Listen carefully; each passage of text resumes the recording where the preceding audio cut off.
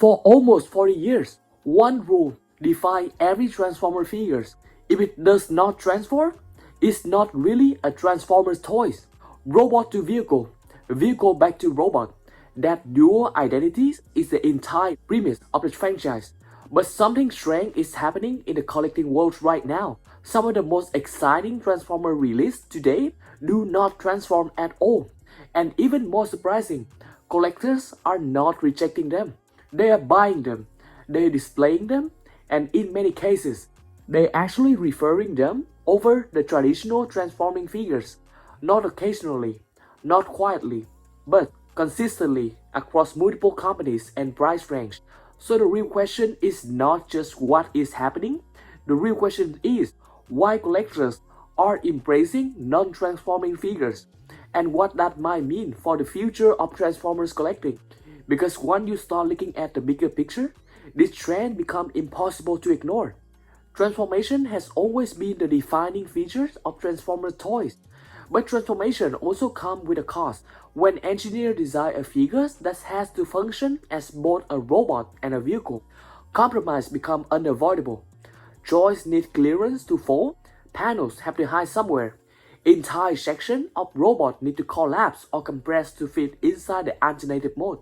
And those compromises almost always affect the robot mode the most. That matters because for most collectors, especially display collectors, the robot mode is the mode that lives on the shelf. It is the mode people photograph, post, and admire. So when designers remove transformation entirely, something interesting happens. Suddenly, every other aspect of the figures can improve. Articulation becomes more natural. Proportion become more accurate. Mechanical details become very clean and more intentional. And once collectors started seeing what was possible without transformation engineering getting in the way. For today, in the name of freedom, we take the battle to them. The appeal become very obvious. So let's go back to how this trend really started. One of the biggest catalysts behind this shift has been Yolopark and their AMK Pro series. These figures or model kits follow a very clear design philosophy. Focus entirely on the robot mode, no transformation, no hidden vehicle panels, no engineering compromise, trying to satisfy two completely different forms. Instead, every design decision focuses on articulation, proportion, and mechanical accuracy. Figures like Yolopark version of Optimus Prime and Sentinel Prime move in ways that most transforming toys simply cannot. Collectors immediately notice how dynamic these figures look when posed.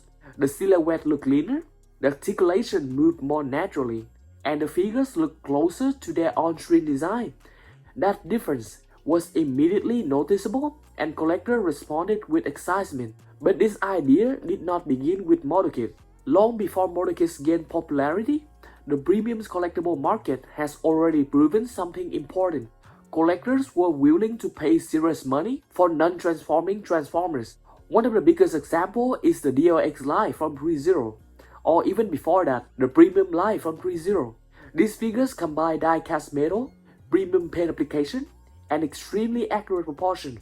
Characters like Bumblebee and Optimus Prime suddenly look less like toys and more like high-end mechanical sculpture. The articulation allows for dramatic pose. The paint application highlighted incredible mechanical depth, and because transformation was not required, every design decision focused entirely on making the robot mode look its best. Collectors did not just accept these figures, they valued them, and that proved something very important. Transformation was no longer the only value proposition for a Transformers collectible. Then another major wave entered the hobby, the model kits. Companies like Blokees began releasing beautiful and very affordable figures of characters like Optimus Prime, Megatron and Bumblebee, and even Sentinel Prime. These kits introduced something new to the Transformers collecting. The experience begins when you build the figures yourself. A joist, armor plate, mechanical panels come together piece by piece. And because the design never needs to transform, engineers can focus entirely on articulation, proportion, and screen accuracy. The final result often feels closer to a possible mechanical statue than a traditional toy. For many collectors, the building process itself become part of the enjoyment, and that experience had made these kits incredibly popular. But the trends become even more interesting when we look at the large-scale collectibles.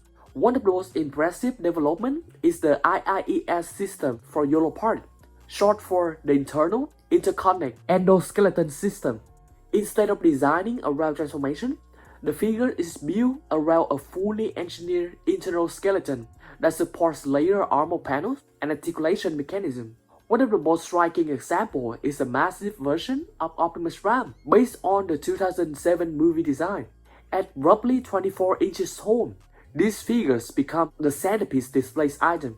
At that size, attempting transformation would not just be difficult, it would actively compromise stability, articulation freedom, and mechanical details. So instead, the design focused entirely on maximizing the robot mode, and that leads to something even bigger. The Fanhome giant build. Another dramatic example comes from Fanhome. That giant build Optimus Prime from the 2007 movie eventually reached more than 3 feet tall once fully assembled. This is not a figure that arrived fully built in a single box. It is a collectible that you construct piece by piece over time, specifically over the course of 2 years. LED lighting, layer armor, structural engineering, and cinematic presentation define every part of the build. At this scale, transformation simply is not the goal. These figures are designed to be displayed, photographed, and admired, and the enthusiasm collectors have shown toward builds like this reveal just how much the priorities of the hobbies are evolving.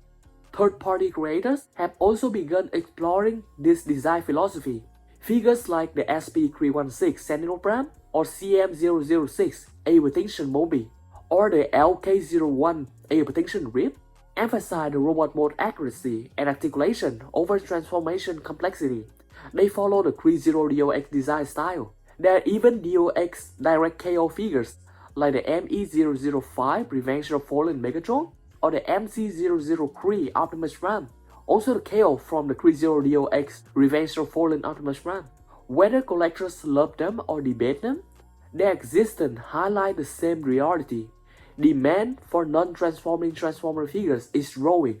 This trend reveals a deeper divide in the collecting community. For some fans, transformation will always be essential.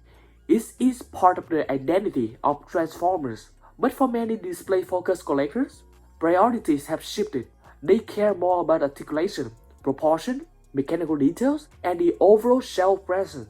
When the figures look incredible in robot mode and pose better than nearly anything else in the collection, the lack of transformation starts to matter less.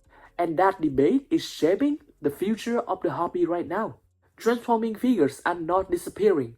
Companies like Hasbro and Takara Tomy will always remain the backbone of Transformers toys. But a new tier collectible has clearly emerged. Today collectors can choose between traditional transforming figures or highly articulated non-transforming display pieces, detailed model kit, and massive engineering-focused build. Each appeals to a different type of collectors, and together they are expanding what it means to collect Transformers in 2026 and beyond. Do you think non-Transformer figures are the future of high-end Transformer collecting? Or should transformation always remain the heart of the franchise?